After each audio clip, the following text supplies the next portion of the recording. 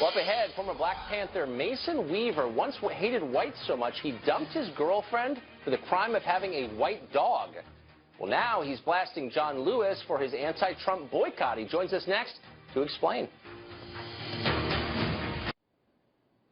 Well, Congressman John Lewis of Georgia is being cast as the undisputed champion of Black America, standing in opposition to Donald Trump on behalf of all African Americans.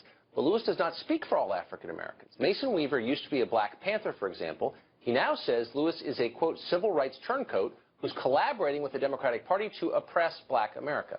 Mr. Weaver joins us now to explain what he means. Mr. Weaver, thanks for joining us tonight. My pleasure. Really, my pleasure. So what did you mean by that? Well, you know, in the early 70s and late 60s, we were demonstrating and protesting for the right to compete as adult citizens in America. We were not demonstrating to be taken care of better. Now, Congressman Lewis, he marched across the Pettus Bridge, and they beat him and ran over him. But those were Democrats.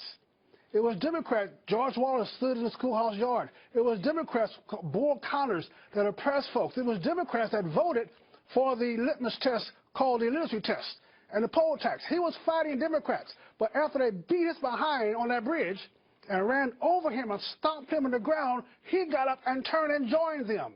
He joined the oppressors and became a stooge for them, where he was now sitting and presiding over the destruction of the Black community, the destruction of the Black men, the destruction of the Black woman with drugs and gangs. He has presided over the worst school system in the world, where Black people are learning only to be gang prep. So I'm outraged that the demonstration that he had early in his life has turned into a subjugation of his rights and authority as a Black leader. So when you say he's presided over, are you speaking of his congressional district? Not just his congressional district, but the Congressional Communist Black Caucus that has every district they own and control is a ghetto hellhole. It's a place that no one wants to go to. They're in control of every inner-city school system, every inner-city police, every inner-city jail. They have produced nothing but drugs and misery. Black-owned businesses, Black-owned housing has been reduced. They have presided over the destruction of Black people. They should be ashamed of themselves, and I don't understand why any Black person could be a Democrat. Huh. Interesting. So you believe that John Lewis, when he gets up and says anything, is already discredited because of what he's failed to do since the Civil Rights era? He has done nothing.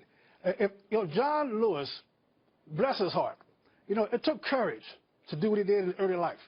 But what he has done now, he has turned himself to his enemy, like a little girl being beaten by daddy and joins daddy, like an abused woman beaten by her husband, she joins the husband.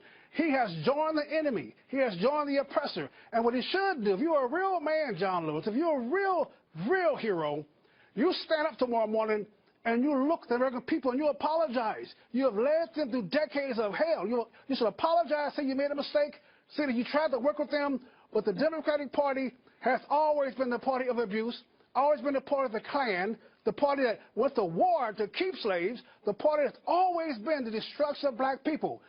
Mr. Lewis, you have presided over the destruction of Black America, and you owe us an apology. And by the fact, you're more concerned, well, he's more concerned about Trump being the illegitimate president, but John Lewis is the illegitimate congressman. So, presumably, you don't believe that John Lewis is doing this on purpose, or that other members of the Congressional Black Caucus are doing this on purpose, do you? That's why I love you so much, Tucker. You're so kind, you're so genuine, but I know that you hate BS.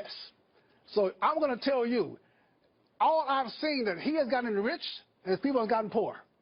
The Black Caucus has gotten more power and influence, and the Black people they're presiding over has gotten poor. More drugs, more gangs, less business, less home ownership, less education, more jail, more drugs. Now, if you did that in your job, you'll be fired. If you did that in any place else, you'll be fired. The worse Black people are, the poorer we are, the stronger the Congressional Black Caucus is, the more powerful Democrats are, the worse off Black people are. So I'm just saying, as a citizen of America, looking around my country, I'm saying that every place you find black people and Democrats, you find poverty. Now wait for someone to say, well, I'm wrong. You find disgrace, you find degradation, you find no jobs, you find a place that is utterly unlivable.